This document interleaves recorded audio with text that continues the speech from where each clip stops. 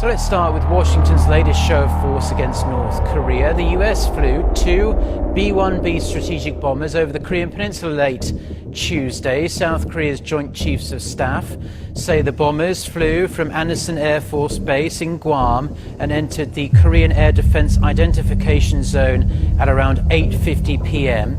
Joined by South Korean F-15K fighters, the B-1Bs simulated air-to-ground missile firing over the East Sea. The South Korean military added that the regular deployment training is aimed at enhancing extended deterrence capabilities against North Korea. Late last month, the US flew B-1Bs over international waters close to North Korea's east coast.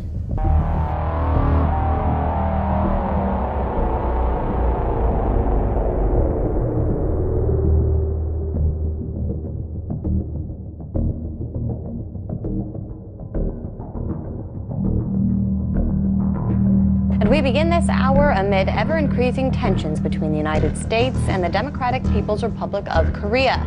The U.S. is preparing for yet another round of joint military exercises with the Republic of Korea in the south.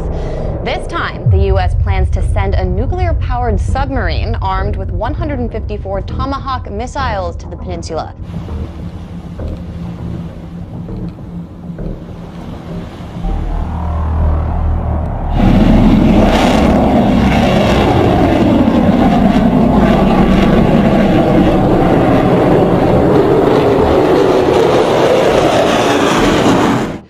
Say the USS Michigan is slated to arrive at the port city of Busan in South Korea this weekend. By next week, the submarine will reportedly conduct joint military drills with the USS Ronald Reagan, a U.S. aircraft carrier, simulating all-out war against the North.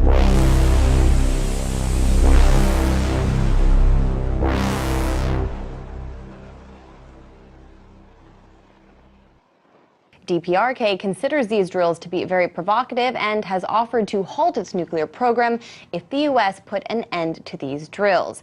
Meanwhile, today, defense officials in South Korea say they believe special forces for the Korean People's Army conducted training exercises to practice infiltrating the South Korean U.S. Combined Forces Command by paraglider in September. A South Korean lawmaker also accused the DPRK of deploying hackers to steal highly classified military documents, including details of a, quote, decapitation strike against the North.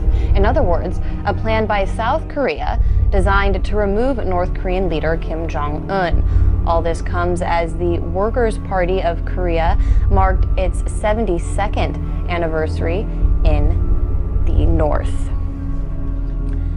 With President Trump repeatedly threatening to destroy North Korea, Britain has dived into the mix and is currently drawing up battle plans to help the U.S. if a war with North Korea becomes reality.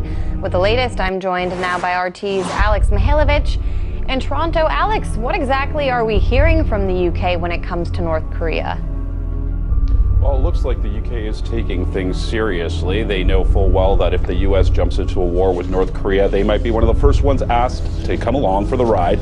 And just thinking about that, the fact is that these guys have started writing up plans on how they would help the United States in a war against North Korea. Now, we know the Brits, historically speaking, have always had a pretty incredible Navy, and they still do to this day. And what they are considering and doing is adding to their arsenal with the HMS Queen Elizabeth. Now, here we got some stats on this big boat. This is an aircraft carrier, and it's brand new. It's not supposed to be put into commission until 2020. It's worth about $3.9 billion. The ship has 3,000 separate compartments, 471 cabins, 1,600 bunks, and it can hold up to 36 F-35B stealth fighter jets. That's a lot of planes with a lot of firepower. But the question is, will the U.S. even need the Brits in a situation like this? We know that the U.S. have a formidable force in the Pacific Ocean already, and whatever the Brits can do, it'd probably take a bit of time for them to get their boats out there, first of all. And second of all, the U.S. Army, or the U.S. Navy, I should say, in this case, it's pretty powerful on its own.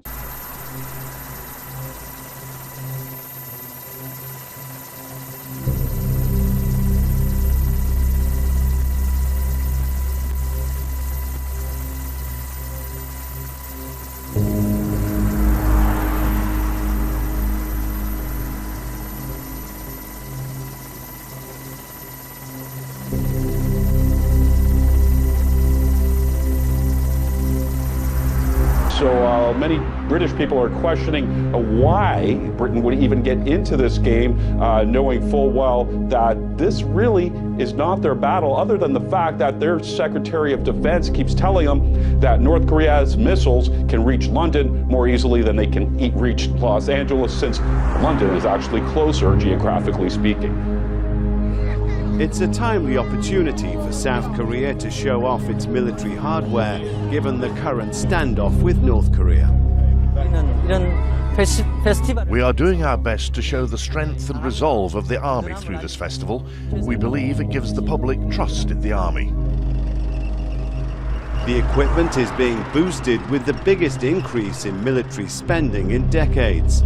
South Korea says it wants dialogue with North Korea, but it must be accompanied by a strong military.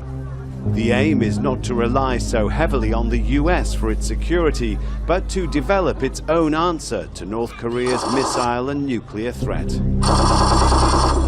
South Korea is bringing forward plans to strengthen its military. It wants the ability to carry out preemptive strikes against North Korean missile sites, and if it ever comes under missile attack, to have the weapons to respond with what it calls a massive punishment and retaliation strike. North Korea is marking the anniversary of the founding of the ruling Workers' Party of Korea, and there'd been fears of another missile test, but it didn't happen. Changes in the party leadership ahead of the event have led to speculation that North Korean leader Kim Jong-un may be concentrating more on the economy instead of his weapons program. For most of the people at this festival in South Korea, security comes through strength. The city of Arirang is home to the headquarters for all of South Korea's armed forces, and nearly half the people are employees of the military or their dependents. In this area, the soldiers are friends for old and young alike. North Korea shows off a range of military hardware, so I hope we can also show our capabilities.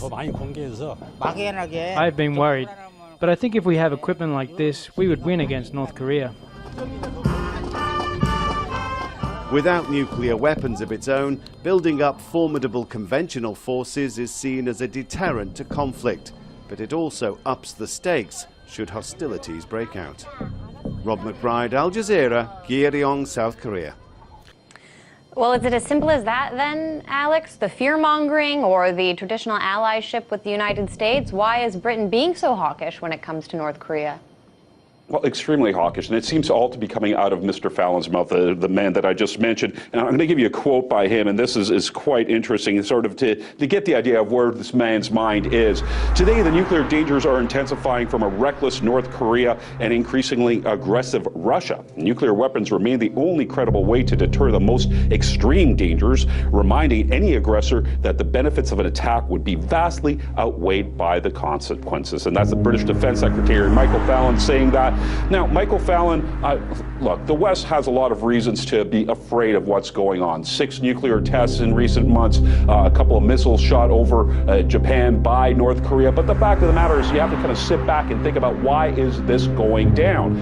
Kim Jong-il is not a stupid man, or Kim Jong-un, I should say. He's not a stupid man. He's looking at the situation where he saw somebody like Gaddafi go down, somebody like Saddam Hussein go down, because they didn't have deterrence. So he's trying to protect his own regime with this type of weaponry, and he's asking to negotiate. He's telling President Trump, let's talk about you guys sending all these weapons and doing these drills over in South Korea. So that's one big thing. And one thing that Mr. Fallon does not address is that China is the factor here, not the Brits, not the US. China is the country that's dealing most closely with North Korea. China has put up some stringent sanctions against North Korea. China can get the job done. And for some reason now, the Brits are saber-rattling as well. We also know that Mr. Fallon, though, recently has asked for more money for defense. So that could all be playing a part of this in this as well. As it sits with the Ministry of Defense in Britain, they're saying they would like to see a peaceful resolution and a diplomatic resolution to all this. And what we're seeing is, a lot of, as I mentioned, saber rattling and a lot of push for a war that really doesn't need to happen. Well, even if the war doesn't happen, Alex, it seems all the saber rattling will keep weapons makers here and in the UK very happy. Alex Mihailovich reporting in Toronto. Thank you so much. Thank you.